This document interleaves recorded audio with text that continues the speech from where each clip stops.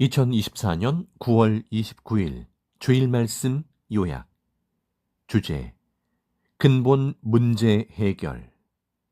본문 로마서 8장 32절. 자기 아들을 아끼지 아니하시고 우리 모든 사람을 위하여 내어주시니가 어찌 그 아들과 함께 모든 것을 우리에게 은사로 주지 아니하시겠느뇨. 에베소서 5장 17절. 그러므로 어리석은 자가 되지 말고 오직 주의 뜻이 무엇인가 이해하라. 요한복음 6장 38에서 39절.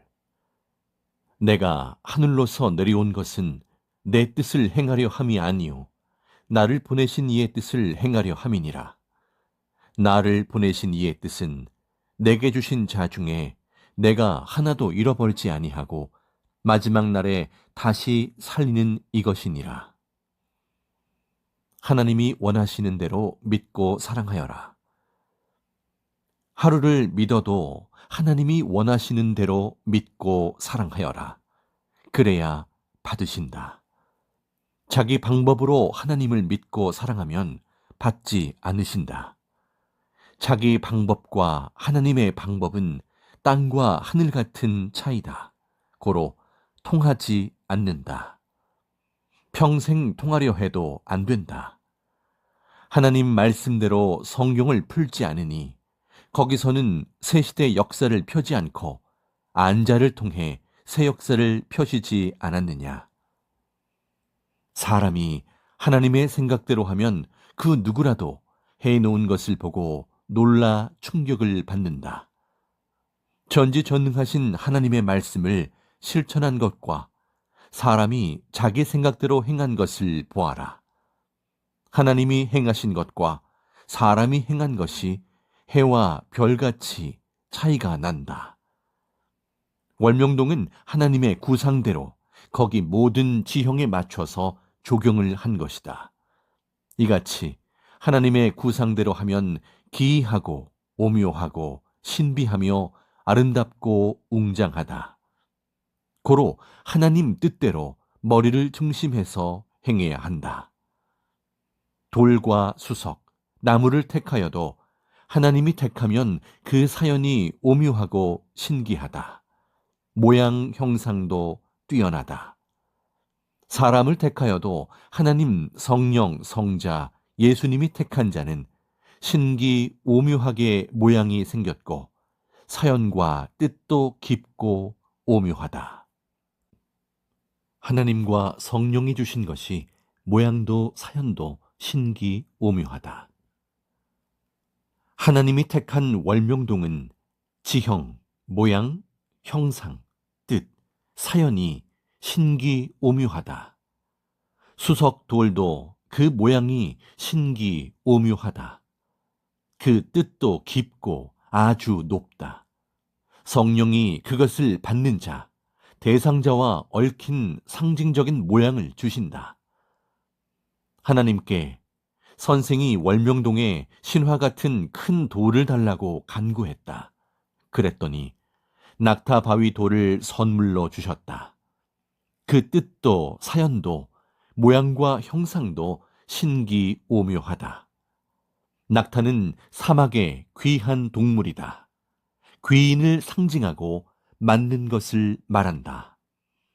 성경에 귀인 예수님 메시아가 났을 때 낙타가 나타났다. 귀한 자가 나온다는 상징으로 낙타를 보여주었다. 역시 같은 상징으로 본다. 역시 귀한 자를 상징한 낙타 형상 돌이다. 월명동은 누가 주인으로 나타났느냐? 월명동에 하나님 성령 성자 예수님이 주신 나무, 돌, 지형을 보면 그 사연과 모양 형상들이 시대와 그곳에서 난 자와 연관되어 상징하고 있다. 수석 중에서도 수석 채집가가 최고 좋아하는 돌은 자화상이다. 월명동은 섭리사를 상징하고 시대를 좇는 자들을 상징한 모양 형상이다. 고로 신기하고 귀하다. 모두 특이한 나무와 돌을 통해 상징을 나타내고 있다. 성경의 모든 역사를 보면 그 시대의 하나님의 사명자들은 하나님이 구상한 지역에서 나고 그곳은 그를 상징한 장소로서 뜻을 펴는 곳이 되었다. 사명과 그 환경을 주어야 그 일을 할 수 있고 하나님의 일을 하기가 쉽다. 농사꾼은 평지에서 나고 어부는 바닷가나 강가에서 나고 수도 생활하는 자는 산에서 나면 유리하다. 인자들은 산에서 난다. 정치인들은 정치 세계에서 난다. 예술인들은 예술의 세계의 환경에서 난다. 운동가들은 운동 세계에서 난다. 종교인들 세계에서 하나님이 보낸 구원주가 났다. 희귀종도 산삼은 산에서 난다. 귀한 식물들은 그 환경에서만 난다. 동물도 그 환경에서 그 동물이 나고 큰다. 바닷고기 생물도 넓은 바다에 종류대로 그 환경에서 나고 큰다. 수석도 그 환경에 가야 그 돌이 있다. 모래는 강가나 바닷가에 있고 사막에 있다. 강한 돌은 남한강에 가야 있다. 금도 금줄, 금맥에 생긴다. 입지 조건이 갖춰져 있어야 한다. 월명동에 가야만 그 모양, 형상, 형체가 있다. 월명동에 있다고 딴 데도 있는 것이 아니다. 물도 세계에서 최고 좋은 물이 나는 곳은 따로 있다. 귀한 사람도 찾기 어렵다. 지구 세상에 한 명밖에 없는 자도 있다. 지구 세상에 귀한 자들이 개성대로 있으나 최고 귀한 자는 역시 한 시대에 한 명 나고 하나님의 일을 하고 간다. 섭리사도 보면 갖춰진 귀한 자가 많지 않다. 육으로 보면 많은 것 같지만 영을 보면 안다. 영의 계급을 보면 육과 다르다. 사람이 직책, 계급, 사명을 모르고 보면 비슷하다. 계급, 사명을 알고 보면 다르다. 그림도 누가 그렸냐를 알기 전에는 어떤 것이 가치 있는지 모른다. 누가 그렸냐가 중하다. 그림을 잘 그렸냐가 문제가 아니라 누가 그렸냐다. 다빈치의 그림이냐, 무명자의 그림이냐에 따라 다르다. 사명대로 다르고 가치가 크고 작은 것이다. 예수님이 그렸냐, 제자가 그렸냐, 예수님의 말이냐, 제자의 말이냐에 따라 좌우된다. 다빈치, 고흐, 미켈란젤로의 그림과 일반 사람의 그림은 수천억씩 차이가 있다. 예수님이 그림을 그려놓고 가셨다면 그 값이 최고 비쌀 것이다. 아마 그 가치가 수조에 억배 나갈 것이다. 하나님을 상징한 자가 그려서다. 이것을 선생이 깨닫고 예수님께서 그림 한 장 남겨주셨으면 얼마나 좋았을까요? 예수님께서 제게 붓을 주셨으니 그림 하나 함께 그려요. 간구했다. 예수님이 구상 주시며 아주 깊은 것 그리라고 하여 운명 그림을 그렸다. 이 그림은 2011년 아르헨티나 아트페어에 출품되어 대표 작품으로 선정됐다. 예수님의 운명과 사람들의 운명을 상징한 그림이다. 죽음을 앞에 두고도 끝까지 하라는 그림이다. 강자는 약자를 잡아먹는다 하는 약육강식 그림도 된다. 너무 그 구상이 깊다. 이 그림에 해당 안 되는 자가 없다. 그 사연이 깊고 오묘하다. 베토벤의 운명곡도 그림에 들어있다. 하나님, 성령, 성자, 예수님의 말씀도 세계에서 최고 비싸다. 하나님, 성령, 성자, 예수님의 말씀도 그렇게도 귀하다. 세계에서 최고 비싸다. 깨달아라. 한마디 말씀값이 수천억, 수천조다. 깨닫고 들어라. 듣고 행하면 천국 가고 못 들은 자는 영원한 지옥으로 가니 얼마나 말씀이 귀하고 엄청나냐. 다빈치의 그림보다 말씀이 귀한 것을 알아라. 선생은 20년간 하나님의 말씀을 배우고 하나님의 임봉된 최고 핵말씀 한 자를 깨닫고 풀었다. 그리고 새 시대 하나님의 천년 역사의 일을 하게 됐다. 구원하는 일을 해왔다. 이 한 자의 말씀이 수십조 가치다. 깨달아라. 가치 모르니 점점 옮긴다. 같이 이야기도 안 하고 주지도 않고 받지도 못한다. 하나님은 역시 하나다. 둘이 아니다. 악이냐 선이냐 저들 편이냐 우리 편이냐. 하나님은 한 편이다. 바로 선편, 우리 편이다. 누가 그림을 그렸냐, 누가 쓰던 것이냐, 누가 쓴 글이냐, 누가 만든 것이냐에 따라 값도 귀함도 좌우된다. 월명동과 섭리사의 선물들 누가 줬냐, 돌, 나무 누가 주었느냐. 어떤 것은 선생이 찾아다 놓은 것도 있다. 대부분은 하나님, 성령, 성자, 예수님께서 선생을 통해 주셨다. 고로 귀하다. 세계적으로 유명한 화가들이라도 처음엔 그림값이 일반 사람의 그림과 값이 똑같았다.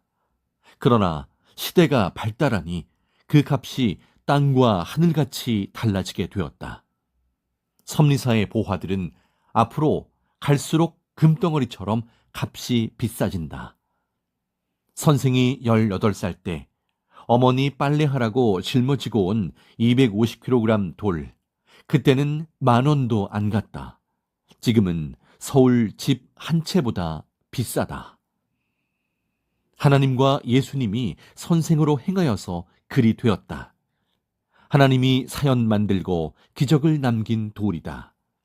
말로만 하면 안 믿는다. 증거로서 그 돌을 기념으로 월명동에서 보관하고 있다. 대공사 할 때 잃어버렸다가 20년 만에 성령이 찾게 해주셨다. 사연이 많은 돌이다. 그 돌같이 너희도 갈수록 값이 금값이 된다. 선생이 세계를 다니면서 선교할 때의 일이다. 어떤 나라의 한 청년이 자기 아버지가 아파서 병원에서 수술하라고 하는데 아버지는 죽어도 수술 안 한다고 한다며 고쳐달라고 간구했다. 아버지가 병원으로 와달래서 갔다. 고쳐달라고 애원하기에 하나님을 믿기로 약속하고 기도해 주었더니 수술 안 하고 병이 나았다. 퇴원한 후에 감사하다고 고마워하며 자기 집에 초대하여 갔다. 그 아버지가 귀한 자들의 그림을 10장 사 놓았다고 했다. 그들이 그림 그릴 때 사서 보관한 것이라고 하며 그림 10장을 방바닥에 펴놓고 좋아하는 그림 한 장 골라가십시오 했다. 선생은 말이 뛰어가는 그림이 힘차고 좋아 말 그림을 선택하려 했다. 이때 성령도 예수님도 저 그림을 골라라 하셨다. 성령이 말씀해 주신 그림은 새우, 개구리 그림이었다. 성령 말씀대로 그 그림을 고르니 그 아버지 회장은 그림 너무 잘 보신다라고 칭찬하면서 이 그림이 아주 유명하다라고 하였다. 그 그림의 화가는 그 나라에서 유명한 화가였다. 왕의 귀히 여김을 받는 자의 그림이었다. 그 화가가 그린 그림 중에 새우, 개구리가 많다. 그 아버지가 이 그림 살 때는 젊었을 때로 사업을 할 때였다. 화가에게 돈 많이 줄 테니 새우와 개구리 많이 그려달라 해서 화가가 특별히 많이 그려서 판 그림이라고 하였다. 한국에 돌아올 때 그 그림을 가지고 왔다. 이 그림을 가지고 있는 자가 흔치 않다. 하나님, 성령과 예수님이 나에게 선물로 주신 것이다. 그 화가의 그림값은 그림의 크기가 작으나 크냐가 아니고 새우, 개구리가 몇 마리냐 그 숫자에 따라 값이 좌우됐다. 선생의 그림도 설명하기 전에는 모른다. 독수리냐, 야자수냐, 소나무냐, 바위 절벽이냐, 혹은 독수리가 뱀을 잡은 것이냐, 토끼를 잡은 것이냐에 따라 다르다. 독수리가 앉아있냐, 날고 있냐, 야자수의 열매가 몇 개 열렸냐 등이다. 또한 선생이 언제 어디에서 그린 것이냐 등이다. 그림 크기와도 상관이 있지만 내용에 따라 다르다. 아르헨티나 아트페어에 나간 선생 그림은 작은 4호 크기 그림인데도 대표작으로 선정되었다. 수석도 크고 작음보다 작아도 갖춰야 한다. 강도와 모양과 형상, 또 어디 돌이냐에 따라 다르다. 종교도 신앙도 어디 신앙이냐에 따라 다르다. 회교냐, 유대교냐, 천주교냐, 개신교냐, 천년사 성약 종교냐에 따라 다르다. 또 얼마나 진리의 강도가 강하냐에 따라 다르다. 믿어도 모양 형상이 종이냐, 자녀급이냐, 사랑의 대상이냐에 따라 다르다. 옛 신앙은 이미 지나서 끝났다. 새 시대, 새 역사가 오면 옛 신앙은 가치가 떨어진다. 수석도 얼마나 수마가 잘 되었느냐에 따라 다르다. 신앙도 얼마나 마음 행실이 닦였냐에 따라 다르다. 거친 마음, 불의의 마음, 거짓과 자기 중심을 가지면 안 된다. 특히 자기 사람 만드는 자들은 가치가 없어 심판받을 자들이다. 하나님, 성령, 주의 사람을 만들어줘야 한다. 그래야 구원된다. 이러므로 잘 만들어진 귀한 자는 귀한 희귀종 같다고 비유도 한다. 항상 상징한 것 보면 어떤 것을 상징했나 보아라. 사람이 좋고 귀하니 하나님은 좋은 솔과 돌과 신비한 지형으로 그를 상징하여 나타내셨다. 나쁜 자, 불의한 자는 염소와 뱀과 괴물을 상징으로 보여준다. 그것으로 사탄을 상징했다. 생명을 뺏어가고 하나님의 경제를 빼가는 자는 피 빨아먹는 모기로 비유한다. 배신자, 불신자는 가라지, 쭉정이, 겨로 상징했다. 알갱이는 주다. 알갱이 버리고 거죽만 남았으니 배신자, 불신자는 겨와 거죽으로 상징하고 바람 불면 날아간다 했다. 기도할 때 하나님 뜻대로 해달라고 해야 들어주신다. 이 시대의 모든 것, 어려움을 두고 기도할 때 하나님 뜻대로 해달라고 해야 들어주신다. 우리 뜻대로 해달라고 하면 하나님이 들어주셔도 망한다. 항상 하나님은 그 뜻대로 그동안 계속 수백 번씩 이 환난 때 도우셨다. 감사하고 하나님 뜻대로 해달라고 기도하여라. 그래야 기도 들으신다. 계속 그리하니 하나님 성령님이 꼭 붙잡아 주셨다. 하나님이 내가 너희를 안 돕고 너희 편이라 하겠느냐 하셨다. 하나님이 어련히 알고 도우시겠냐? 도우셔서 현재같이 이같이 되었다. 도와도 어떻게 도우시는지 보낸 자만 안다. 알아도 말을 못한다. 고로 그저 감사하면서 기도하고 사랑하여라. 이 시대의 이 극한 고통은 종교, 정치, 시대가 다 당한다. 개인의 문제가 아니다. 하나님은 시대에 하나님 뜻을 두고 심판도 하시고 민족 세계까지 모두 청소하신다. 목욕하러 가서 발만 씻고 나오느냐? 몸 다 씻고 나온다. 하나님도 이와 같이 민족, 세계, 종교, 섭리사 다 청소하신다. 깨닫지 못한 자는 짐승과 같다고 하셨다. 시편 48편 20절. 사람의 형벌은 착오도 있고 오해도 있고 오진도 있고 모순도 있고 그릇 판단하고 하기도 하고 자기 분노로나 자기 의지로 억울하게 만들어 고통을 주고 벌도 주기도 하지만 하나님은 절대 온전하게 보고 행하시며 형벌을 주시기에 너무나 두려운 벌을 받게 된다. 사람이 억울하게 공의롭지 못하게 형벌 준 것은 하나님이 다시 판단하시고 행위대로 갚아주시지만 하나님의 심판은 완전하여 두렵다. 이성 사랑의 기우로 행한 자 회개하여라. 선생을 위한다는 자들이 이 극한 환난의 기간에도 자기들끼리 이성 사랑으로 기울어 행하였으니 선생이 잘 되겠느냐? 오히려 하나님이 그 행한 대로 그들에게 갚지 않으시겠느냐? 하나님이 그 행위를 저울에 달아 각종으로 갚고 채찍질 하신다. 듣고 깨닫고 회개하여라. 특히 단상에 서는 자들, 지도자들이 이성에 빠져 행한 것이 있다면 스스로 물러나라. 꼭 누가 이야기하면 그제야 근신하지 말아라. 사망길 가고 이성길을 가면서도 지도자로서 생활하면 하나님이 참아주시다가 때되면 심판하신다.